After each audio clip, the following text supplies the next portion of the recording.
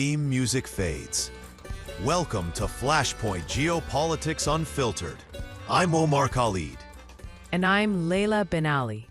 Before we begin, we should note that while the geopolitical analysis in this podcast is based on actual research, Omar and Layla are fictional characters.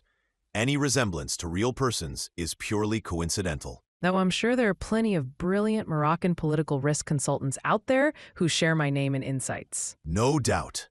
Welcome to another Tuesday deep dive on Flashpoint. Layla, I understand you just got back from that conference in Tunis. Yes, literally just landed yesterday. The Mediterranean Security Forum was quite illuminating, especially given what's unfolding between Algeria and the UAE right now. The timing couldn't have been more relevant. Indeed. And that brings us directly to today's urgent topic. A significant diplomatic firestorm has erupted between Algeria and the United Arab Emirates.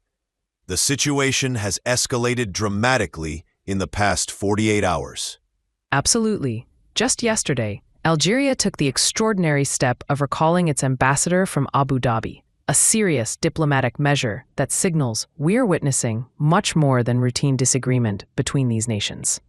Let's break down what triggered this immediate crisis. At the center of this diplomatic rupture is a controversial interview broadcast on Sky News Arabia, an Emirati-owned media outlet, featuring Mohammed Lamine Belghit. For our listeners who aren't familiar with this figure, Belghit is a prominent member of the movement for the Self-Determination of Kabylie, commonly known as MAK. This is crucial to understand because Algeria officially designated MAK as a terrorist organization back in 2021. And this designation wasn't merely symbolic. The Algerian government has consistently accused MAK of involvement in the devastating wildfires that swept through the Kabyle region in 2021, claiming dozens of lives. What's particularly inflammatory about this interview is that it provided a platform for Belghit to articulate MAK's separatist agenda on an Emirati-owned channel. The Algerian Foreign Ministry statement was unequivocal. They called it a hostile act that constitutes unacceptable interference in internal affairs. But to truly understand why this interview provoked such a severe reaction, we need to examine the deeper historical context that has been building tension between these two nations. Precisely. This didn't happen in a vacuum. The seeds of this conflict were planted years ago, particularly during the Libyan civil conflict between 2020 and 2022. During that period, Algeria and the UAE found themselves supporting opposing factions. Algeria consistently backed the UN-recognized Government of National Accord in Tripoli, while the Emirates provided substantial support to Field Marshal Khalifa Haftar and his Libyan National Army. This proxy confrontation established a pattern of strategic rivalry that has persisted, but another significant inflection point came with the Abraham Accords in 2020. The UAE's normalization of relations with Israel created new regional dynamics that Algeria, a historically steadfast supporter of the Palestinian cause, viewed with considerable skepticism.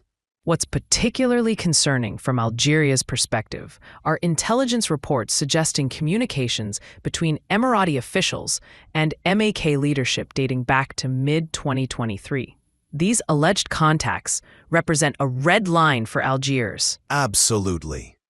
And we should note that this crisis is unfolding against the backdrop of broader instability across the Sahel region, which directly impacts the security calculations of both nations. Now let's examine the key players driving this diplomatic confrontation.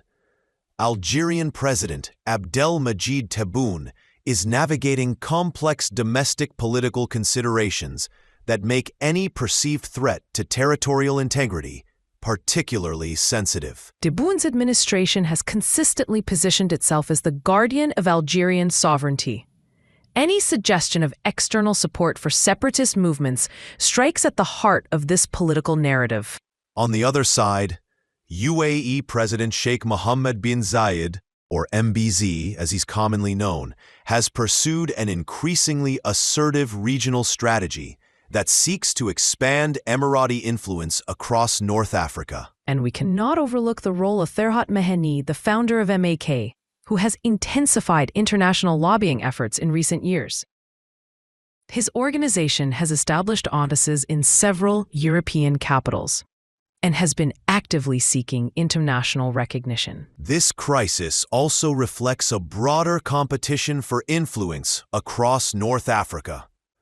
Both Algeria and the UAE have distinct visions for the region's future trajectory. And let's not ignore the economic factors at play. Energy politics is a significant undercurrent here.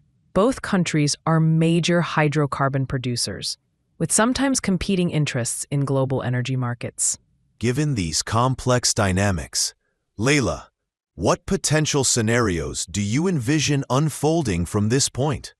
I see three primary trajectories, Omar. The first is controlled diplomatic de-escalation through third-party mediation. Saudi Arabia, or perhaps Egypt, could potentially play this role, given their relationships with both nations. That seems the most prudent path forward, though I'm not entirely convinced either side is ready to step back just yet. The second scenario is more concerning: a complete diplomatic rupture with significant economic consequences. This would likely involve the withdrawal of investments and potentially impact energy cooperation. And the third scenario? The third is perhaps most probable: sustained regional tension creating new alignment patterns across North Africa.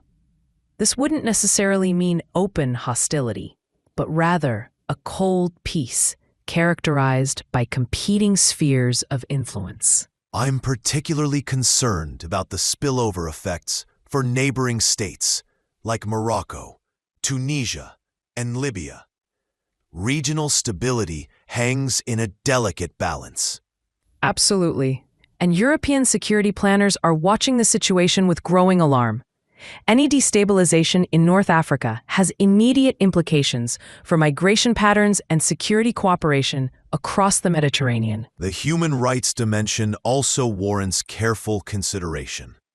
The Kabyle question involves legitimate concerns about cultural and linguistic rights that cannot be dismissed simply as security threats. That's a critical point, Omar. While separatist movements pose complex challenges for nation-states, the underlying grievances often reflect historical marginalization that deserves thoughtful address rather than mere securitization. As we wrap up today's analysis, what should our listeners be watching for in the coming days? The domestic reaction within Algeria will be particularly telling. If we see organized protests or increased security measures in the Kabyle region, that would signal escalation rather than de-escalation. We'll certainly continue following this story closely in Thursday's episode. And I'm pleased to announce that we've secured an interview with a former Algerian diplomat who served in the Gulf region for next week's deep dive. That should provide invaluable insider perspective on these tensions. Until then, this has been Flashpoint, Geopolitics Unfiltered. I'm Omar Khalid. And I'm Ayla Ben Ali. Don't forget to subscribe to our newsletter for additional analysis and background on today's topic. Thank you for listening.